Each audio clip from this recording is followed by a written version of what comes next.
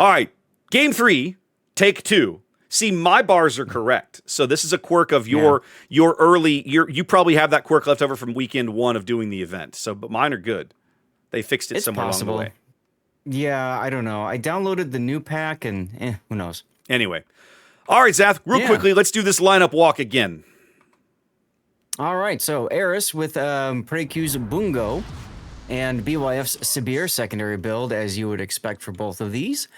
We've got RBQ Yamato in a Prince Van Oranje, Lala in a unique upgrade Moskva, Karakatsuki in a Svea, and Shikishima in a Napoli. As for destroyers, we've got Sora in a unique upgrade Grozovoy, Ice-T in a Marceau without a unique captain, and Ichu in a Ragnar with Jersey Mike. Now, I mentioned without a unique captain because for Marceau, you can choose 2 options. You could choose an Honore with the buffed Adrenaline Rush, or you could choose Abanyu with the buffed Survivability Expert. It just feels bad that you wouldn't take a buffed skill because you got him anyways. All right. Tell us about red. In the red, opposing them from the south, this is TIVAT playing for their tournament lives. They need this win to stay alive in the event. Forever fielding a Libertad, full secondary build as you would expect for such a boat. 830's Bungo, a little bit of AEP skill. It's a triple cruiser lineup here for TIVAT. They have gone for Minotaur, Yang. That is probably a Manitar. Yes, it is. Savinkov in a Moskva, ditching the Stalingrad this time, going unique upgrade and top grade gunner. And fronted by Calls Marseille, basically the same build we saw him running last game. 4 destroyer lineup here for TIVAT. They're looking at James Wu's Ragnar, already caught on Svea radar here on the south side of B. Same for Dr. News Z42, taking big hits from the Svea early. And the other Ragnar, that's Polo King, working the gap over here in the islands along the 8 line. Their last destroyer, Dasuki's Yu Yang, headed over here to the A-cap. Zath, I really like this play. I feel like and it's a Smoke Yang, bringing the deep water torpedoes to where you know the battleships will be. I like that idea. It's a neat idea. I also like our Ice-T's Marceau going straight through the middle channel here. We've seen other teams. ARIS is going to end up getting A-cap pretty solidly here. We've seen other teams make this play with just shoving a destroyer through Thor's twins here along the 3 line.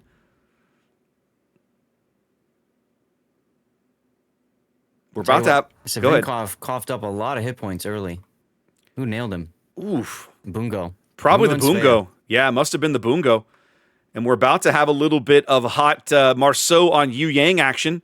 Dasuki comes around the island and doesn't expect to find the Marceau in his face. Gonna blow smoke and try to preserve his HP. Bungo getting another big hit there on that Moskva. I just don't see him surviving too long. But Dasuki, yeesh. So just like previous games, ARIS not trading very well early here. Stepping onto D and B, but the early lead already to ARIS, having grabbed A and C. So TIVAT's still working on trying to get back to parity here.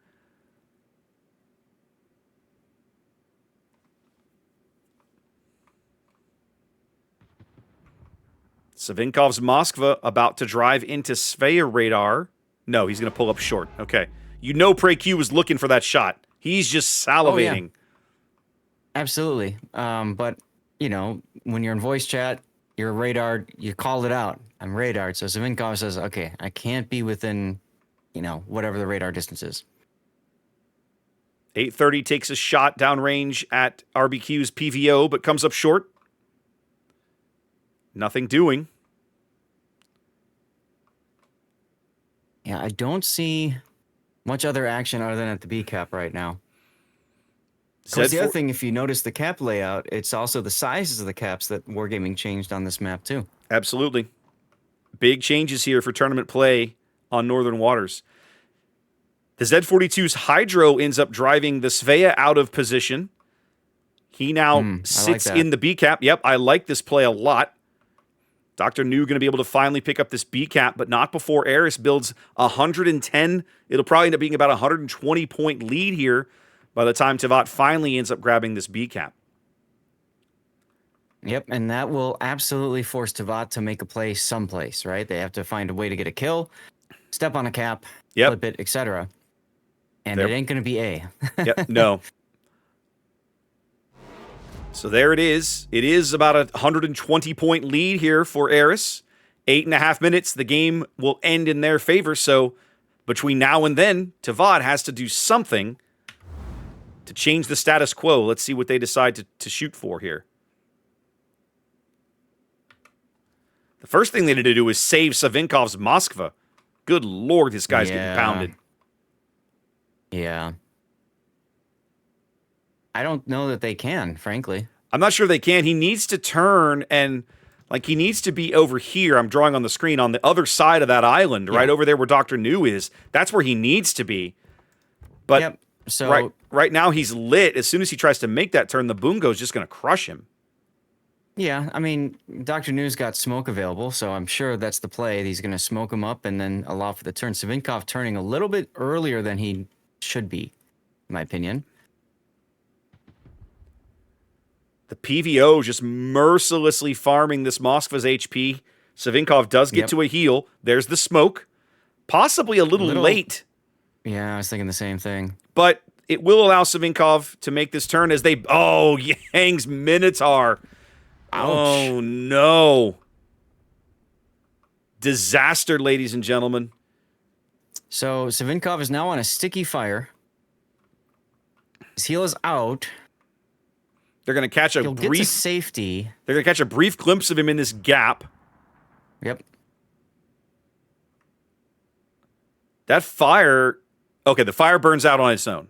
It'll burn out. It's just, like you said, you know... They know his hit point situation now, and they know that he's on fire. TIVAT basically trying to force this push up the 10 line, but they lose the Minotaur as the Sfeya gets dunked. I think the Marseille hit him, and then the Ragnar shells finish the deal. So a couple of big cruiser kills over here on the eastern flank, and the issue remains in doubt. But James is getting hammered. He's Napoli SAP just brutalizing him, and he's dead. Flew a little too close to the sun. But I think the problem is that, you know, both Polo King and Call don't have torpedoes. Yeah. And that means that they can't prevent this. They can't even slow this push down. Exactly. He can just walk wherever he wants to go. And what's Call going to do about it? Nothing. What's Polo King going to do about it? Nothing. No. Polo grounds himself. I think he's actually good considering he's going to get torpedoed. Yep. Yes. He's going to get oh no, look at this. Shicky's going to get one set of torps off. And then the other set off. This is amazing. Shicky's going to actually, I think he blew. He's too close. Too close? Yeah, he was too close for the second set. Probably would have been better off just going for the ram, but hey, probably. Whatever. I think I would have taken the trade there. I would have just ran. I would have torpedoed the destroyer and rammed the Marseille. Totally. Here comes some AP on Shiki. Nah. Decent hit. Let's back off and take a look. Call with a big hit on Yushi's Ragnar here. His gun reload not available. He's not going to be around very long, and sure enough, Prey Q punches him in the nose. TIVAT's done, Zath. Look at this. Oh yeah. Three ships down. Remember, this is single elimination. This is going to be a 3-0 victory. Yeah. For ARIS. Yep. ARIS is going to just handle these guys.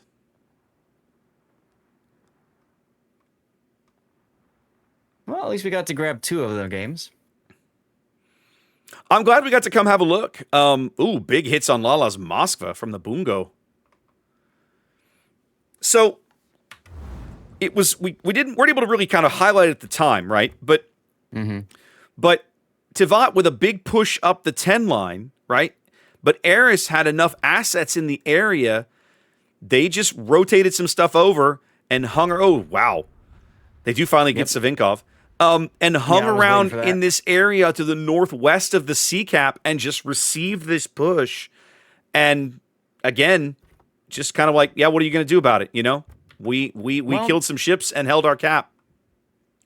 And that's the important thing about getting that early cap advantage with the points is you put that timer on, Yeah. and the onus is on your opponent to find a way back in the game. So that's an enviable position for you. If you get that point gain, they got to push into you. You just set up to receive. Yep. Well, and it's 100% one of the strengths of the French destroyer lines, these speedy destroyer lines, the Russians, the French, to some extent the Italians. On these maps that are so spread to hell and gone, they allow you to get to these caps quicker and possibly, depending on the map, just put a little bit of pressure on your opponent that might not have been there otherwise. All over but the crying. 90 seconds left in TIVAT's tournament life here. They're going to lose control of B in a moment. They've never been in control of A. They're trying to push the Libertad and the Yang up here, but it's just way too little too late. Way too little too late. The enemy is about to win. When the Bungo dying will do it. When the Bungo dies, that's basically seconds on the timer. There it is. Actually, now we're down to 53. Yeah, because So A another kill. A and B are both contested. In a minute, when the B cap flips, that'll speed things up a bit. Dr. New looks like he's just checked out of the game. Like, he's just like, yeah, I'm done, whatever. He's actually going to sit here and he's going to drive into these torpedoes to end the game. Oh, we my who are God, about to die salute you, ladies and gentlemen. Wow. He's like, it's over anyway. Call the wipe. Meanwhile, his teammates are on the other side, like, actually fighting. What the hell, dude? We had a shot. I mean, he knew those were coming. They were spotted on Hydro. He knew those were there. That was not a surprise. Jeez. Too funny. It's like he's going into the sea, everyone. Well, it's a convincing sweep here for ARIS, sending the China #1 seed home as they're moving on to the quarterfinals round here in King of the Sea 18.